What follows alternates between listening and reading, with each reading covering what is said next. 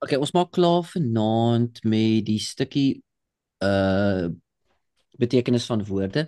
En ek het dis so 'n bietjie 'n moeilike stukkie vanaand. Maar kom ek sê net gou die volgende. Maak nie saak hoe maklik of moeilik jy um dit vind nie of hoe jy hoef nie al die details te onthou nie. Jy moet net een of twee goed kan onthou vir jouself. Dis nie of die belangrikste kraks. So met ander woorde, as ek nou na laasweek se notas gaan, kom ons praat gou-gou, nie praat nie, kom ons sê net wat onthou jy van daai woord? Enigiemand. Wat onthou jy van Grace? Of wat het met jou gepraat of wat sal jy nou kan sê vir iemand wat belangrik is? Ja, ek dink ek dink wat ek geleer het daarvan is eerstens is definitief soos wat ons nou gehoor het, miskien van een of twee partye die skok rondom die feit dat dit nie unmerited grace is nie, of gift Gift. is nie.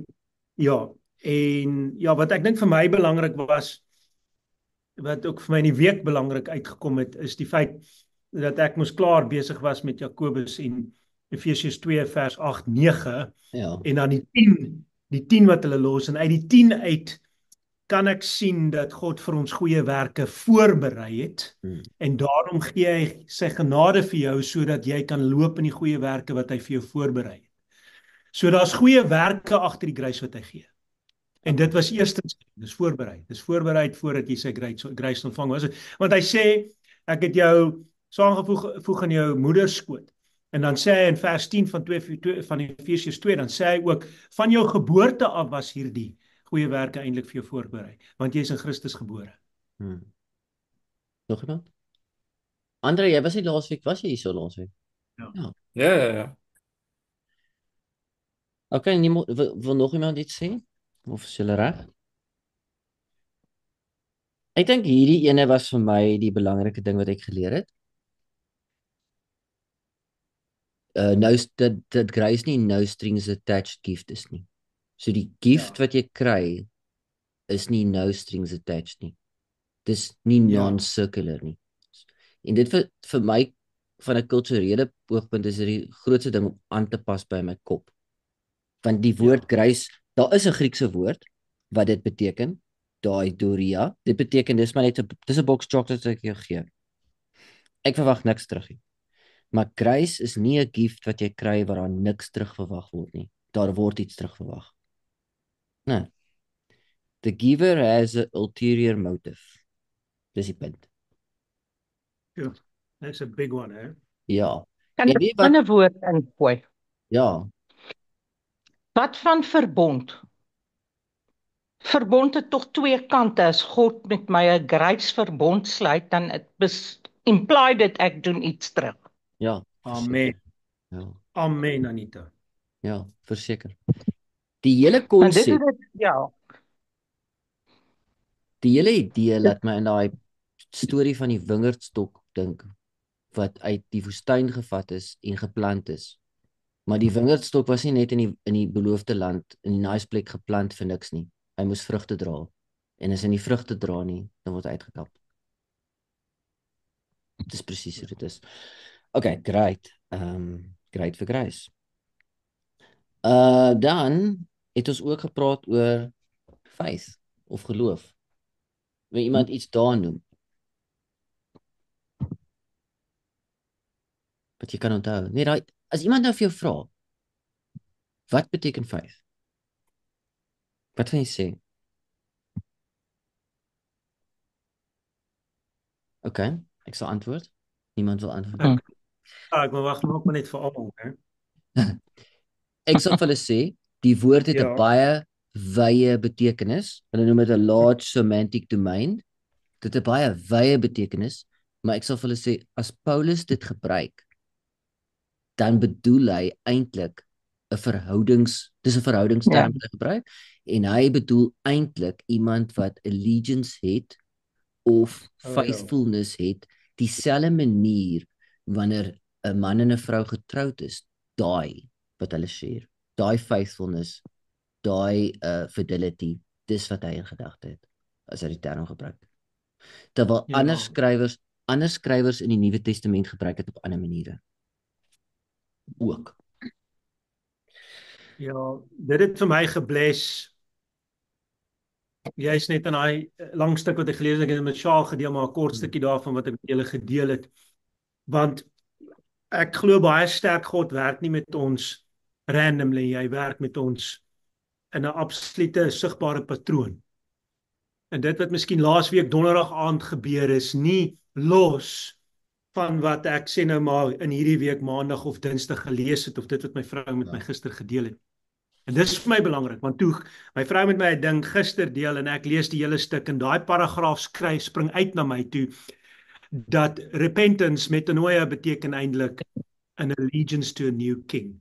Ja. Man, toe raak ek so opgewonde oor laas donderdag aand. Want God werk, niemand van ons maak ons kinders randomly groot nie. Ja. Baie keer is jou les vir jou eie kind, strek oor maande, ouens. En toe is ek excited, want die Here bring weer daai woord vir my op, en dit laat my hart warm klop. Ja. Dit is wat my bless. Ja, interessant genoeg, toe die Romeine in 65 na Christus en vir daai volgende 5 jaar Jerusalem probeer binneval het, het die Jode geglo dat hulle kan nie verloor nie, van die tempel van God is in Jerusalem en God se teenwoordigheid is daar. So dis onmoontlik vir hulle, dis onmoontlik vir die Romeine om die stad te sink. Nee, want God se teenwoordigheid is daar. En toe was daar 'n generaal met die naam Josephus. Nou, hy het daai bekende werke geskryf, daai Joodse geskiedenis, daai dik boek. Ek weet nie of julle dit al gesien het nie. En toe het hy die volgende gesê: Repent and believe in me. Dis sy woorde gewees. Met ander woorde, hy het vir hulle gesê, luister ouens, julle ken nie die Romeinse weermag nie. Ek is 'n generaal in ons weermag. Julle ken nie die Romeinse weermag nie. Hulle gaan die stad sink. Ons gaan hulle nie wen nie. En die manier hoe hy het gesê het, is het gesê, repent and believe in me. Met ander woorde, verander wat jy nou besig is om te doen. Verander jou, soos Peer sê, jou allegiance. En stap saam met my, en dan sal ons gered raak. Maar hulle het nie obviously gesterf. Okay, ons is besig met, ons het dit gedoen, hoe moet ons Paulus lees, en toe het ons gepraat oor, hoe werk Paulus met faithfulness, hierdie stukkies wat ek genoem het. Okay, right, nuwe 2 woorde, en ek gaan baie leeswerk doen vanaand, en ons moet net stadig beweeg, sodat ons seker maak ons verstaan. Dit is 'n klein bietjie moeiliker. Die woorde justification, wat is dit nou weer in Afrikaans? Regverdigmaking, né? Regverdigmaking. Making, goeie woord actually. En righteousness, wat geregtigheid. Nou. Ja. Ja, kan jy gou die hond inbring?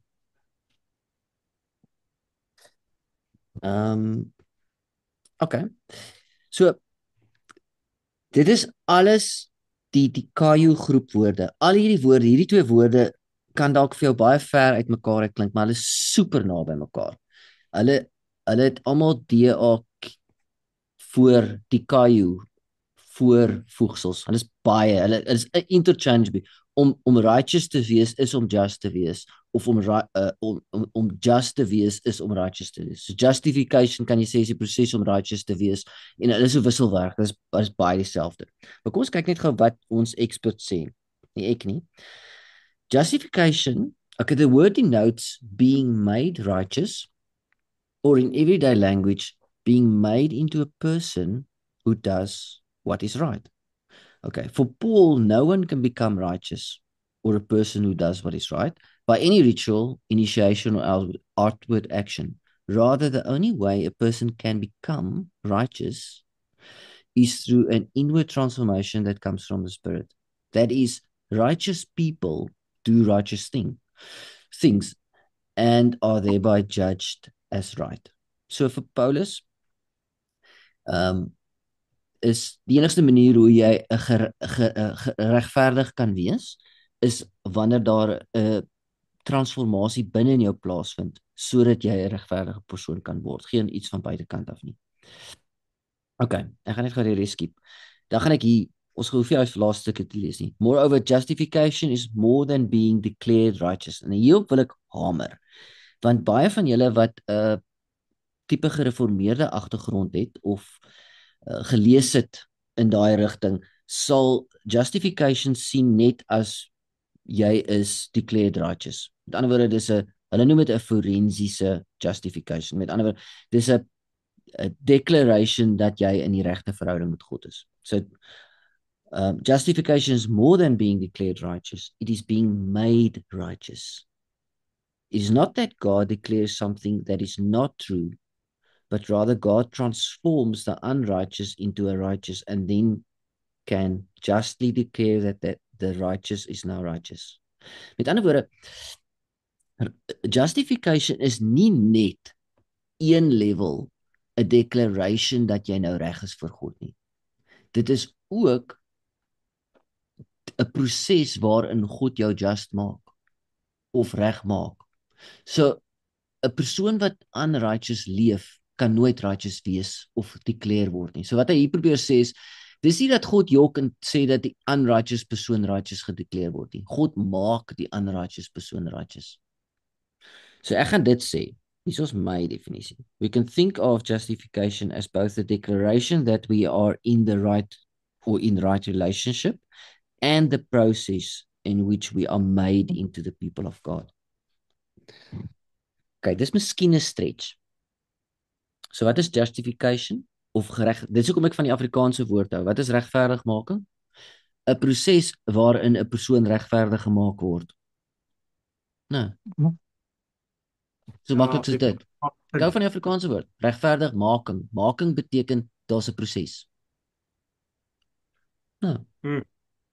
Okay, nou, hierso is dit waar dit problematies raak met versies. Biblical justification has a past, present and future aspect. Dit is wat dit kind of moeilik maak. As Paulus praat van justification, dan gebruik hy dit iets wat klaar plaasgevind het, histories, of nou plaasvind met jou, of nou net, of iets wat in die toekoms gaan plaasvind. En dis wat dit moeilik maak. So wat is justification? Kom ons lees Romeine 5:1. Therefore, having been justified by faith, verlede tyd, we have peace with God through our Lord Jesus Christ, through whom also we have access by faith into his grace, in which we stand, and rejoice in hope in the glory of God. Net daai eerste stuk is belangrijk. Having been justified. Wat beteken daai? Having been declared that you are in the right relationship with God. So daar's 'n uitspraak gemaak oor jou lewe. En dit is dat jy in die regte verhouding met God is. En nou kan jy in vrede wees. En dan sê in Galasiërs 2, yet we know that a person is not justified by works of the law, but through faith in Jesus Christ. Okay, daar is 'n baie moeilike versie, net so terloops. Want dit kan ook lees, but through the faithfulness of Jesus Christ. So daai versie kan lees, we know that a person is not justified by works of the law, but through the faithfulness of Jesus Christ, or through faith in Jesus Christ. You can albei lees. So we also have believed in Christ Jesus in order to be justified by faith in Christ and not by works of the law. So dis iets wat nou plaasvind in jou lewe. En dan in Romeine 2 wat ons nog baie gaan praat is, for it's not the hearers of the law who are righteous before God, but the doers of the law who will be justified. Met ander woorde, futuristies. Ja. So jy kan dink aan justification as iets wat klaar plaasgevind het in jou lewe, nou plaasvind in jou lewe, en 'n uitspraak is wat nog ook in die toekoms wag oor jou lewe. Okay, ons hoef nie dit te lees nie, dis fyn. Al wat dit sê, die onderste stukkie is, en miskien van julle weet dit, is dat in jou, ek maak nie 'n gereformeerde ding nie, maar dis die idee wat baie van julle het, of dis hoe baie kerke dit dalk vir jou verduidelik het is. Daar is justification. Dis wanneer jy Christen word. Dan is daar sanctification. Dis die volgende proses, né? En dan is daar glorification. So dis 'n manier hoe daar altyd gedink was aan. Jy word gedeclare reg voor God, dan is jy justified. Dan word jy heilig gemaak, dis 'n proses in jou lewe en dan aan die einde word jy geglorify. Maar dit is nie eintlik reg nie. Dis so half om die goed te probeer in blokkies sit en dit werk nie. Omdat hierdie goeders past, present and future aspects het. Salvation is ook past, present and future and justification is past, present, future. Kan ons hulle nie in sulke afdelingkies sit nie. OK. Ons gaan nog baie hieroor praat in Romeine future. OK, volgende een. OK. Belangrike vraag is, hoe gebruik Paulus dit? Paul is working with a specific concept of the verb justify. Nou, dis die verb van justification, to justify something. And that is derived primarily from 2nd Isaiah. 2nd Isaiah is die tweede helfte van die boek is Jesaja. Which repeatedly declares that God will make previously unjust Israel so that they may ultimately be vindicated in judgment. He will make them which are unjust, just.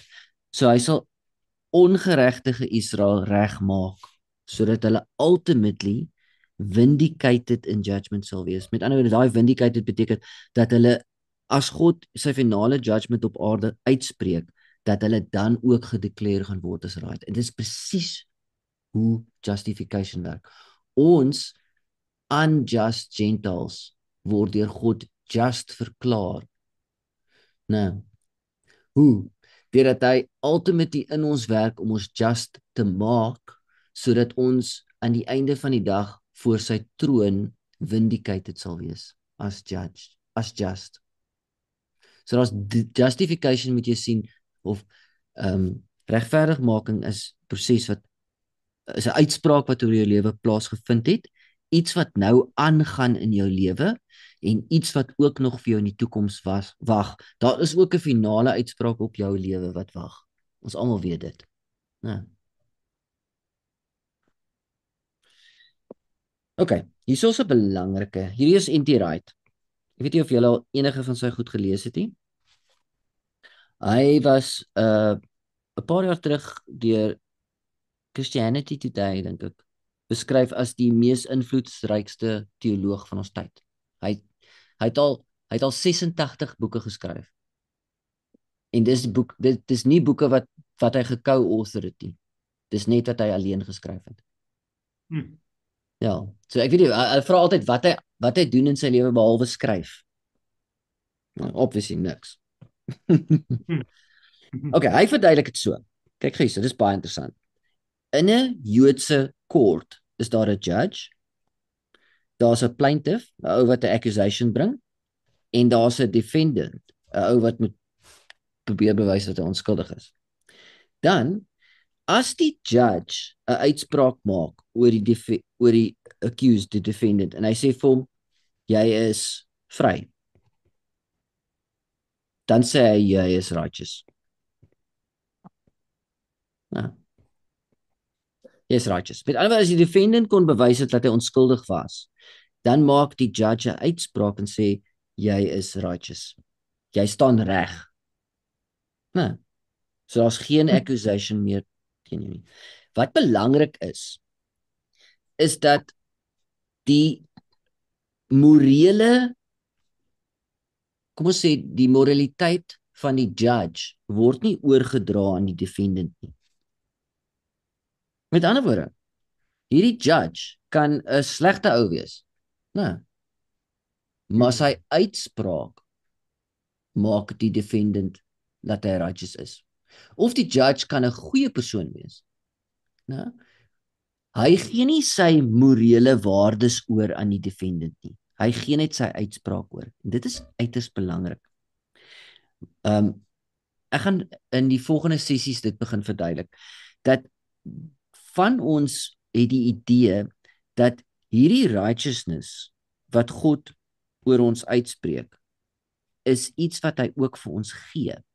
Met ander woorde, sy morele karakter, sy regverdigheid word op 'n manier in ons gesit.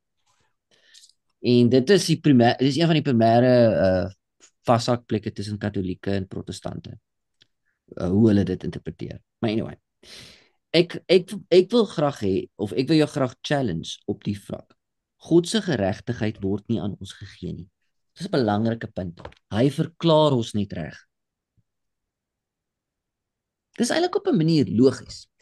As hy sy geregtigheid aan ons gee, hoekom is daar dan enige proses van wat ons moet verander? Dink gou mooi daaraan. Ja. Okay, anyway. Okay, so hierso gaan ons. Ek wil vir jou net 4 punte oor dit raak vanaand, dan is ons klaar. Okay. Hierso is belangrike punte. To be righteous or a just person, dis dieselfde ding, means to do right before God and people. It refers more to ethics than religious piety. Met ander woorde, die eerste punt is om 'n regverdige persoon te wees of 'n righteous persoon te wees, meen eintlik dat jy wat doen? Die regte dinge voor God en mense doen. Met ander woorde, wat? Die eerste 2 gebooie, né? Verstaan jy dit? Om reg voor God te doen beteken om God lief te hê met jou hele hart, jou hele siel, en al jou verstand, en om reg voor mense te doen is eintlik om jou naaste lief te hê soos jouself. Wanneer iemand dit doen, dan is hy 'n just of righteous persoon.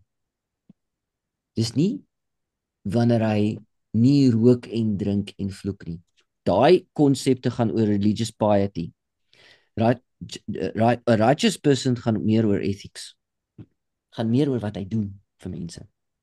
En reg voor God leef. Nie om jouself daar in 'n hoekie in te sit in 'n donker kamertjie en die hele oggend te bid nie. Dis religious piety. Ethics gaan meer op presies wat jy doen. En dis wat die wet probeer doen het. Die 10 gebooie. Van die gebooie is teenoor God en van die gebooie is teenoor mense en dit kan opgesom word in 2. Volgende ding.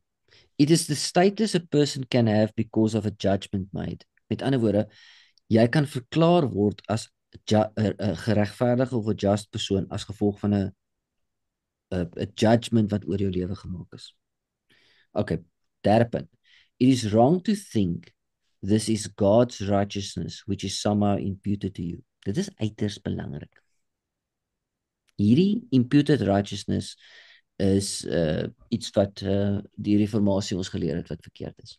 Imputed beteken God vat iets van homself, sy geregverdigheid, sy karakter, sy heiligheid, sy goedheid en hy druk dit binne in jou in.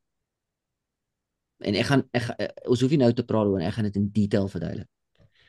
Okay, en dan die laaste punt. The righteousness of God is salvic, daar is net 'n salvic act, dit is 'n salvation act, by which he is faithful to the covenant promises he made. Nou kyk gou hierso. Hierdie is 'n uiters belangrike term wat Paulus gebruik. The righteousness of God. Dit is die justness van God. Dis God se regverdigheid. En dit is wanneer hy acts van redding doen om te wys dat hy getrou is aan beloftes wat hy reeds gemaak het. Dis 'n klink bietjie kompleks, maar daar's 'n verskil tussen righteousness wat ons het en the righteousness of God. Daai kan ook vertaal word as the justness of God. En ons gaan in Romeine daai term baie sien. Kan ek interject? Ja? Go. Ek is bly jy kom daarby want ek wou nou al interject, maar nou is bly nou gewag vir die laaste punt want wat ou nie gaan verbykom nie is 2 Korintiërs 5 vers 21. Ja. You know that. Ja. Ja. For our sake he made him to be sin who knew no sin, so that in him we might become The righteousness. the righteousness of God. Ja. Ja. So ek is bly jy bring daai laaste punt want dit mag my miskien antwoord, maar daai vers gaan die populêre vers wees wat jy nou mee te doen gaan kry. Ja. Want jy Seker. word gemaak so that you can become. Die Afrikaans en die King James het ek ook nou vinnig nou gaan kyk en dit stem ooreen. That made him to be sin for us who knew no sin, that we might be made the righteousness of God in him. Afrikaans, sodat ons kan word geregtigheid van God in hom, die geregtigheid van God in hom. Ja. So your last punt daar, the righteousness of God, we're going to have to study a little bit deeper. Okay. Amen. because it's in a very popular verse that you're going to struggle Ja, to stand against in 2 Corinthians 5:21. I'm not going to struggle with that verse. Okay? Yes. Okay, ek ken daai stukkie. Ehm Yes. okay, so kom ons net gou hierdie punt. En dis hierdie ene, né, waar as jy uitroepteken moet maak, né? It's wrong to Ja. think that it is God's righteousness which is somehow imputed to you, né? Is dit daai, né? Hmm. Okay, great. Well, yeah, that does it, yeah. En as I say dat jy gaan sukkel met dit is ja, ek meen ons is nou saam in hierdie ding. So dan beteken dit die jy eintlik ons. So dis die eerste skrif wat net tot gedagte kom en soos ek sê ek soek konsekwentheid met die woord. Ja. Maar hier sê dit nou iets vir my, ek kan word die geregtigheid van God. I am made the righteousness of God. Ons gaan nou 'n versie kyk. People then not to see the imputed that this judge have made me something of him. It's difficult not to see that net. Ja. Partykeer en dis miskien onregverdig met van my om dit te sê, partykeer glo mens reeds iets.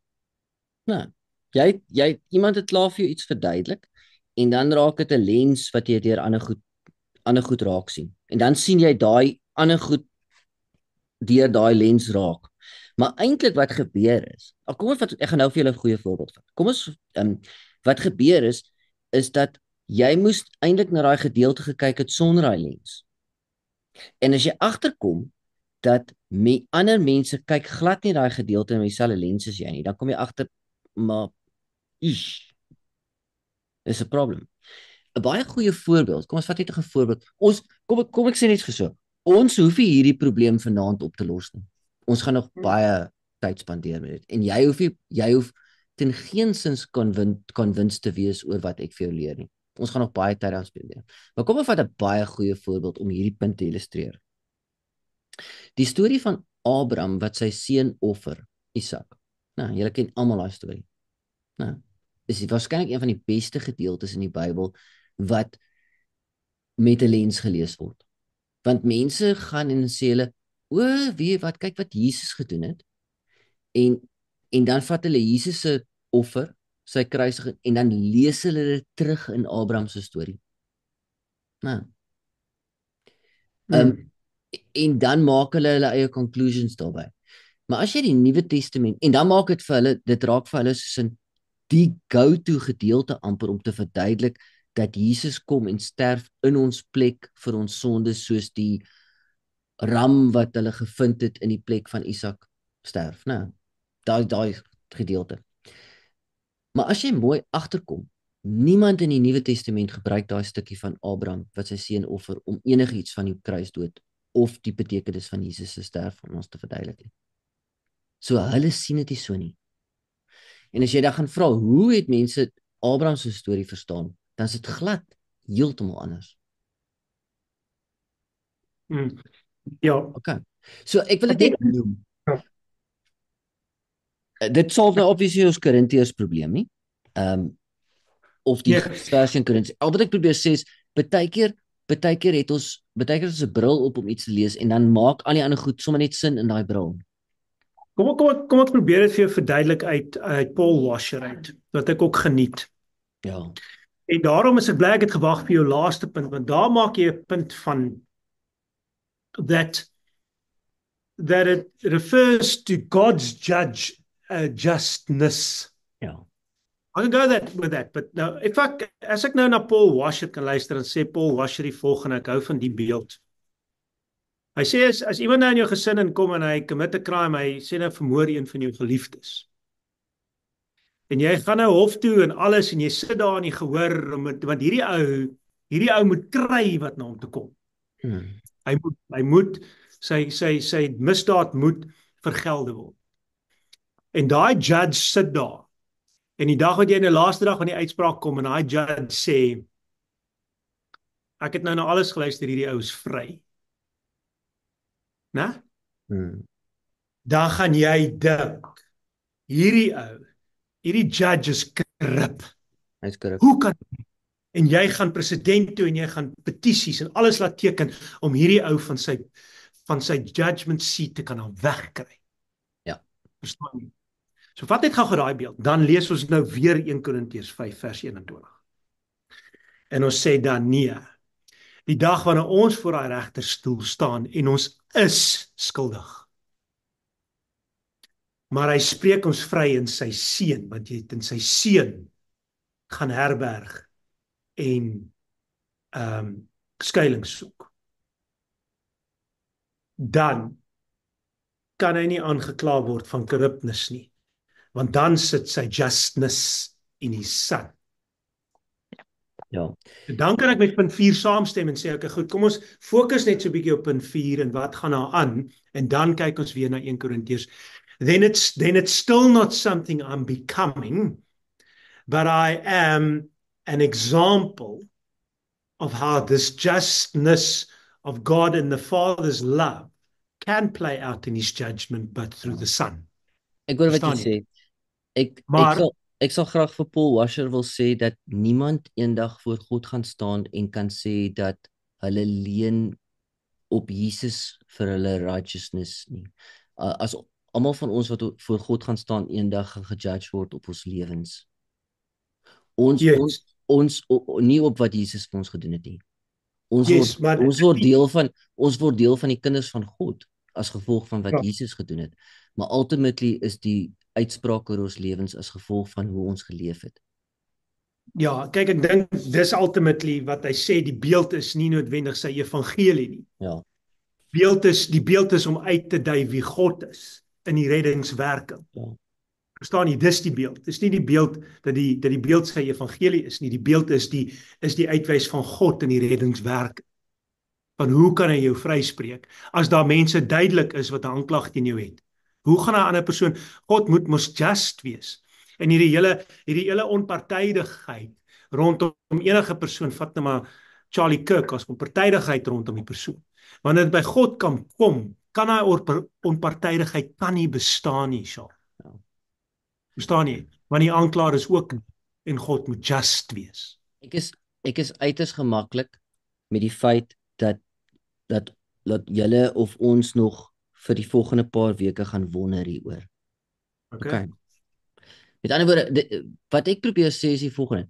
Dit is nie moontlik om 'n moeilike konsep soos dit in 'n halfuur of in 'n uur op te los nie. Jy moet dit gaan neerskryf daai verse en jy moet gaan dink daaroor en begin vra en begin lees daaroor, miskien. Of kom ons werk daarmee vir 'n tydjie. Okay. Ek het ook daai verse. Kom ek sê waar staan ek as ek met daai vers te doen het in my lewe. En ek bid dit gereeld. Dan staan ek eintlik in 'n plek dat ek nie kan verstaan hoe ek die regverdigheid van God kan word nie. Dis waar ek by. Okay, maar ek gaan daai versie aan julle verduidelik. Ek beloof. Okay, kom ons hardloop net gou oor hierdie 4 punte vinnig. Die eerste een. To be righteous or a just person means to do right before God and people. It refers more to ethics than to religious piety. Dis presies wat Matteus, ek het vat nou nie vir Paulus hier nie, Matteus. Dis presies wat Matteus 5:20 sê. For I say to you, unless your righteousness exceeds the righteousness of the scribes and the Pharisees, you will by no means enter the kingdom of heaven. Wat hy sê hierso, as jy nie voor God en voor mense meer reg leef as die Fariseërs nie en die scribes nie, dan gaan jy nie koninkryk in nie. Jy maak nie saak hoe jy glo oor God se geregverdigheid wat jy imputed kry of whatever nie, né? Daai, kom ons sê jy glo dat God somehow imputes his righteousness to you. Die ou wat hierdie gehoor het by Jesus kon nie dit gedink het nie. Hy kon nie dit gedink het nie. Hy moes righteousness verstaan soos hulle dit in hulle tyd in Ou Testamentiese term verstaan het. Paulus was nie tussen hulle nie. Okay. Hier is een waarvan ons almal hou. It is a status a person can have because of a judgment made. So hierso. Paulus sê, and I want to be found in him, not having my own righteousness, which is from the law, but that which is through faith in Christ, of, die Grieks sê ook, jy kan dit net so vertaal as, through the faithfulness of Christ. So, the righteousness which is God from God by faith. So Paulus is simply saying we can now have the right status based on the work done by Christ. Jy kan in die regte verhouding by God wees, nie omdat jy een of ander geregverdigheid uitgewerk het op jou eie nie, maar omdat Christus Jesus getrou was en vir jou regverdigheid gewerk het. Met ander woorde, dis 'n moeilike versie want hy skryf primêr aan Gentiles wat nooit in God se teenwoordigheid kon wees nie. Nou. Okay, maar hy praat ook van homself, so ons kan hom insluit by dit. Maar dit is nie 'n status, dis 'n status wat hy kry. Dis hoekom hierdie versie wys na 'n status wat jy kry. 'n Status as in die regte verhouding met God, as gevolg van die feit dat Jesus getrou was. So alle mense kan in die regte verhouding met God kom as gevolg van wat Jesus gedoen het, deur sy faithfulness of deur faithful aan hom te wees. Jy kan dit linksom of regsom lees. Okay, so ek wil net sê righteousness, né, is ook 'n state wat jy in kan wees. Met ander woorde, 'n judge het 'n declaration oor jou lewe gemaak en gesê jy, Pierre, is nou in reg verhouding met my. The righteousness of God is the salvic act by which he is faithful to the covenant promises. Okay, dit is vir my uiters belangrik hierdie ene. Jy gaan sukkel om Romeine te verstaan as jy dit nie verstaan nie. So, the righteousness of God beteken God se geregtigheid, nie my geregtigheid nie. Die geregtigheid wat hy het. En sy justness, want jy kan dit vertaal as justness. Hoe is hy just? Hy is just deur vol te hou dit wat hy beloof het. En aan te hou om dit te doen wat hy beloof het om te doen. En dit is sy justness in 'n verbondsverhouding. Om aan te hou dit faithful te wees. So as jy in 'n verhouding is, sê nie jy is getroud. Hoe is jy righteous in daai verhouding? Om aan te hou dit te doen wat jy beloof het. Okay? So Romeine 1:16 sê Paulus, I'm not ashamed of the gospel, for it's a power of God to salvation for everyone who believes, for the Jew first and also for the Greek. For in it, the righteousness of God is revealed. Nou, daar's twee maniere om dit te lees. Baie mense lees dit, hoe ek geregtig kan word openbaar. Met ander, for the righteousness of God is revealed, hoe ek reg voor God kan wees, word revealed.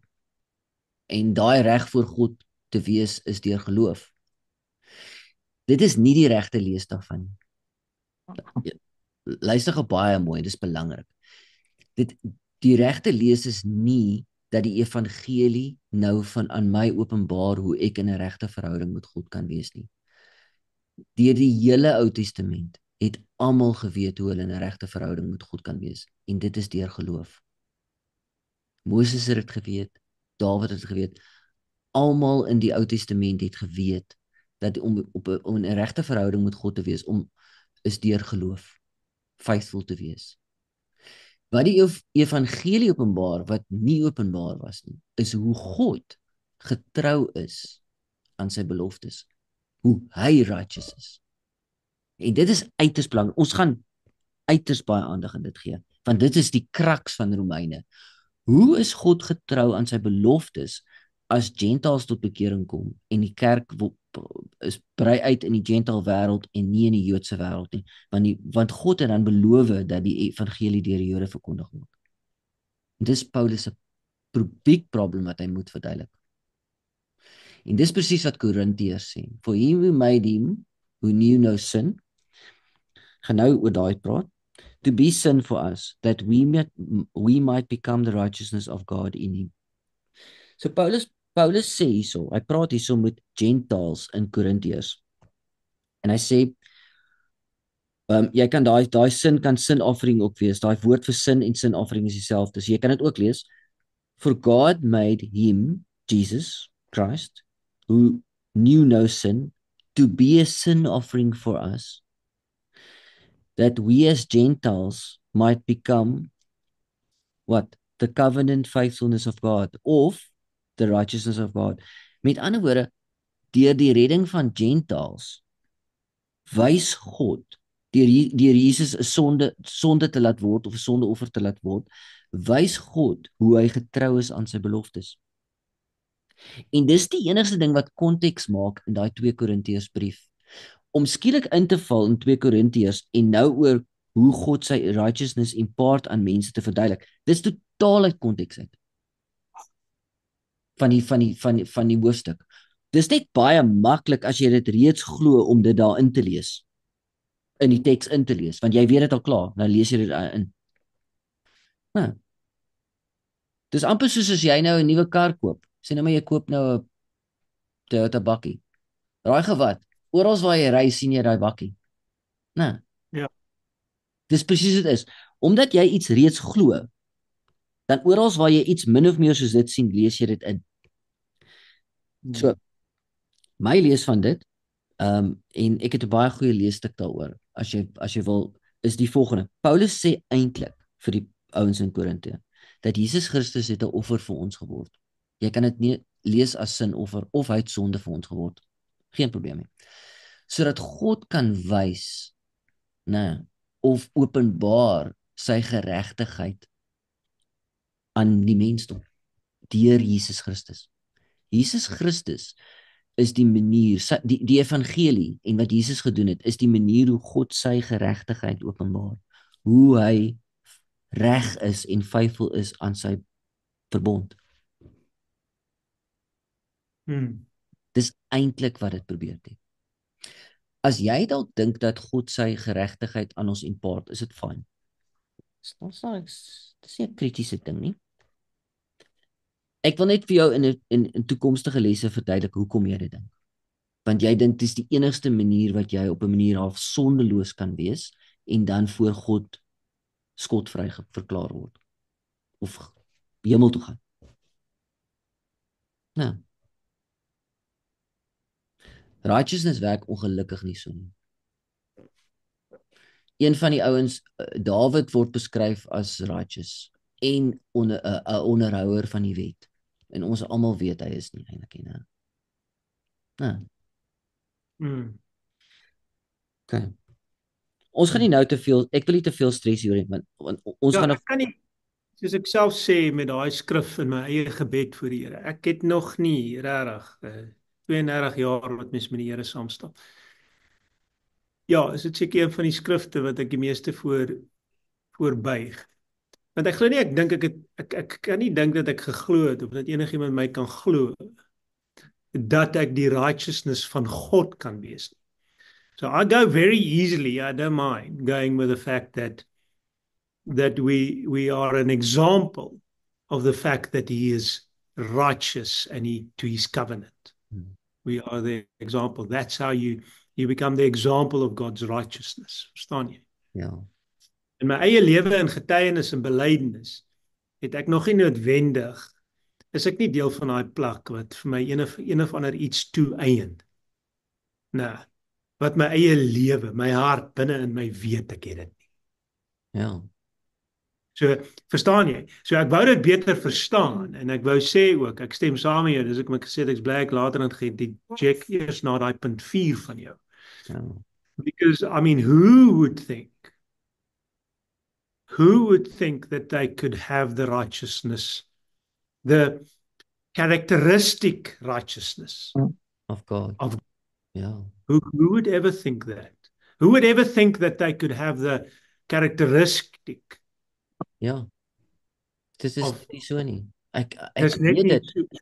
so I don't think that that's something that's been given to me that I've just walked with, and ek is baie versigtig om vir myself in verhouding met God enigiets toe te eien. Dis nie die manier wat ek. Ja. Dis een van die dinge wat ek nie noodwendig. So ek wou dit graag beter verstaan, dit is hoe, Heer. Hoe ek verstaan die sondeoffer van Christus en in hom is ek voor U. Maar daai ding het nog altyd vir my gevang. Become the righteousness of God. Ja. Nou, die persoon wat dit vir hom graag wil self toeëien. Ek is nie daai persoon, ek wil nie, ek kan nie. Maar daai persoon wat staan vandag en hy eien homself net alles toe wat hy gegee word en dit klink net mooi en lekker en hankie dorie. Daar's baie van hulle. Ek gaan nog steeds vir daai ou sukkel met hierdie vers. Wat hy gaan you see I have become the righteousness of God. En ek kan van myself my eie getuienis kan ek nie daar staan. Ja. So ek sê net ek voeg net dit by. Ja, jy's reg, want kyk die Katolieke praat van infused righteousness. Met ander woorde is amper soos 'n saadjie wat God in jou plant en dan ongelukkig gaan hulle bietjie die pad wys hoe die saadjie moet groei. Want as jy nie jou confessions doen en jou nagmaal en jou al daai goedes doen die dag en dan gaan die saadjie nie lekker ontkiem nie. So ongelukkig gaan hulle die pad wys daarom. Ek hou meer van die infused. Want die infused righteousness klink vir my soos eintlik wat in my lewe plaasvind. God het my sy gees gegee. Dit is hy. Ja. Nee. Hy het my sy gees gegee, maar ek kan jou nou al sê dat dit is 'n wroeming om dit altyd deur my te werk. Partykeer, né? So ek het sy gees ontvang, maar ek is nie soos God nie. Ek is nie soos hy nie. Ek is nie soos hy nie. Ek kan nie voor jou Ja. Die vraagstuk eintlik en dis wat Paul Washer uitlig. Is hoe ek kon nou sommer lelik toevoeg, hoe devoeter is die mens redbaar? Hoe is die getuienis van die mens op hierdie aarde van die sondeval af? Hoe is hy redbaar? En dis die vraagstuk wat gaan opkom. Dis waarmee die accuser kom teenoor 'n just God. Is hoe is hierdie mense redbaar? Ek het dan self gesorg dat hulle valbaar is. Ja. Hoe is hulle redbaar? Ja. En dis die righteousness of God wat bewys word in ons. Okay, ek verstaan wat hy sê. Hy sê sien nie wat Washer sê. Ja. Washer hy maak nie 'n evangelie daarvan nie. Maar kom ons kyk net na die mense en antwoord jy vir my die vraag. Come on. En as jy Okay. hy's bereid om te sê gaan vra vir God die vraag. Hoe is die mens redbaar? Ek het dan self gesorg dat hy valbaar is. Ja. Ek sal sê miskien, ek ken nou nie om so goed nie, maar miskien dink hy dat God net kan red op die ouend wat perfek is. Nee, is nie wat hy dink. Dink hy nie so. Okay. Ja, ek ken hom baie goed. Soos dis kom ek sê, dis nie sy evangelie nie. Die vraagstuk kan net opkom. Ek sê mos nou. Ek vra jouself die vraag af, Shaal, die getuienis van die mens en dat elke mens geval het vir die slinksheid van die duiwel. Elke mens. So met ander woorde, as God selfs die duiwel in sy aanklag moet tevrede stel met God se sy justness. Hoe kan hy hom tevrede stel? Net deur die seun. Net deur die seun. Dis reg. Want sonder die seun is die mens van daai oomblik af onredbaar, Shaal. In jou vyand en jou aanklaer gaan dit voorophou. Hierdie mense is onredbaar. Nee, maar daar's my seun. Ja, maar justification is nie net is ook histories. Daai wat jy nou van praat is histories. En ek is saam met jou met present and future. Ja. Ek loop self baie graag daai pad en sê it's past, present and continuous tense. Ek is baie gemaklik met dit. Ek sê maar net waar ek gebuig het rondom 2 Korintiërs 5:21. Ja. Is Here hoe ek kan dit nie vir myself toe eie nie, ek weet dit van myself. Okay. So wat jy miskien vir my Ek dink ons gaan hierdie versie skiep vanaand want ons gaan weer hierna kyk as ons Romeine 3 doen. Want anders gaan ons nou bietjie complicated maak. Ja, al wat ek wil hê ons moet net by righteousness en righteousness of God wil ek net hê jy moet die volgende onthou. Daar is 2 konsepte. God se geregtigheid en ons geregtigheid. Ja. En dan wil ek hê jy moet miskien net hierdie punte onthou of dink aan hierdie punte. En jy kan nou maar net 1 of 2 ook uitvat. So een ding, to be righteous or just means to do right before God and people. Dis 'n real righteousness. Dis nie net forensies nie. Dis nie net 'n uitspraak nie. Dis ook iets wat jy fisies doen. A righteous person does right things. An unrighteous person does unrighteous things. En jy sal nie die koninkryk ingaan as jy nie right leef voor God en mense nie. Dis uiters belangrik. Jy sal nie die koninkryk ingaan as jy nie reg voor God en voor mense leef nie. irrelevant wat oor jou uitgespreek is. Okay? En dan, it is a status, so dis histories, dis 'n status, né, because of a judgment made.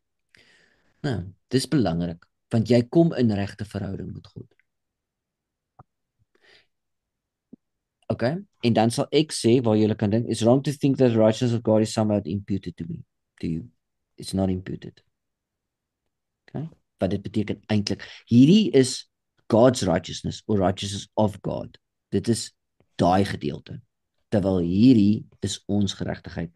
En dan, the righteousness of God, is hierdie grys gedeelte, is a salvation act by which he is faithful to the promises he made. Dis die geregtigheid van God. En ons gaan dit in detail in Romeine bespreek. Ek kan maar ja. En ek het vra daai eerste punt is to do right before God and people. Wat ek bedoel, ek verstaan dit is nie die etiese en rituele en daai tipe goede nie. Maar ek bedoel, wil jy weet hoe reg ons moet doen? Ja. Okay. Wat beteken daai do right? Dis 'n vraag vra. Okay, ek gaan net gou probeer antwoord. Dit is nie 'n kwaliteit, 'n kwantiteit nie, dit is 'n kwaliteit. Dis nie hoeveel keer jy reg gedoen het of hoe baie jy reg doen nie. Dit is 'n kwaliteit. Bedoelende 'n reg wat God eintlik wil doen, Ingrid. God wil steeds die volgende in mense reg kry. En dit is om hulle presies wat die wet gesê het, om hulle voor God in 'n liefdesverhouding te hê, om God te lief te hê met alles wat jy het en mense. Dit is sy plan van die begin af, om mense op te rig wat hom liefhet en hom dien met alles wat hulle het en ander mense dien en liefhet met alles wat hulle het. En dit is sy standaard. Die goeie nuus is dat jy daar word nie verwag van jou om dit te verwerk op 'n manier nie, maar dat hy dit deur sy gees in jou werk. So dis nie 'n hoë brug of 'n berg om te klim nie. Dis actually maar net wat hy wil doen en gaan doen in jou. Dis hoekom hy jou genade gaan gee. Genade is die krag om dit te doen. Soos jy jouself oorgee aan hom. So die vervulling van die wet is nie 'n moeilike ding nie. Die vervulling van die wet is 'n maklike ding vir die wat hulle self oorgee aan hom. Want ultimately doen hy dit deur sy gees in jou. Die wat nie ultimately reg voor hom en mense leef nie, is nie in die koninkryk nie. Nie gaan nie wees nie. Anita? Ja, praktiese vraag, plain prakties. Ja. As ek bitterheid in my hart het, Ja. teenoor 'n persoon en ek sukkel om daarvan ontslae te raak, hoe beïnvloed dit my righteousness voor God? As ek vannag doodgaan, Niks. is my posisie in Christus 'n veiligheidsnet vir my? En nee, maar jy gaan daar word nie 'n uitspraak op jou lewe gemaak as gevolg van 'n lysie van goed wat jy verkeerd gedoen het of nog nie reg gekry het nie. Ja, maar jy het nou gepraat van die liefde vir God en die liefde vir die mens. Ja. Nou val ek heeltemal in die liefde vir die mens. Ja. Maar jy weet dit en erken dit. Okay. Sê nie So gou dis man. vir my God in ons verhouding waaroor ons praat met mekaar. Ja. Niemand van ons is perfek nie. God het niemand verwag om perfek te wees nie. God het verwag dat ons saam met hom moet stap. Die feit dat jy bitterheid in jou hart teenoor iemand is en dit weet, beteken jy stap saam met hom. Jy is in regte verhouding met hom. Jy is in 'n verhouding en in regte verhouding met hom. Die feit dat 'n ander persoon glad nie daaroor dink en dit eers weet nie, beteken dit hulle is nie eens in 'n verhouding met hom nie. Okay. Nou, daar is 'n baie belangrike vraag